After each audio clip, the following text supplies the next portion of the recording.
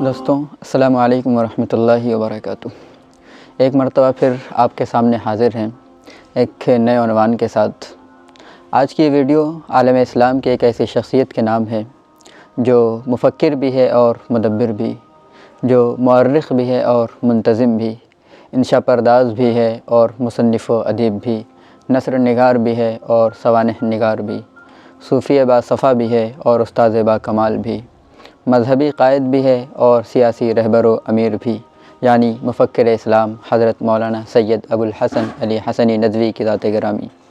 ناظرین، 23 سال قبل آج ہی کی تاریخ میں یعنی 31 دسمبر 1999 عیسوی بروز جمعہ رمضان المبارک کے مقدس لمحات میں آپ کی وفات حسرت آیات پیش آئی تھی۔ یوں تو 20ویں صدی اپنے دامن میں بے شمار اہل علم و فضل کو رکھتی ہے، مگر صلاحیت و لیاقت، اوصاف و خصوصیات کی وجہ سے جنہیں تمام پر فوقیت حاصل ہے وہ آپ ہی کی ذات مبارک ہے۔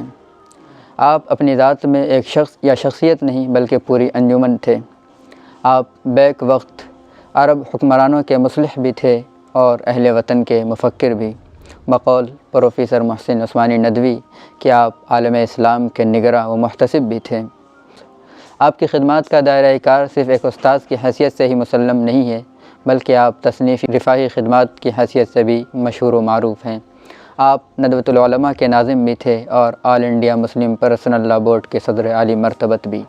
غرض آپ کی کن کن خصوصیات کا تذکرہ کیا جائے، کیونکہ سفینہ چاہیے اس بحر بیکراں کے لیے۔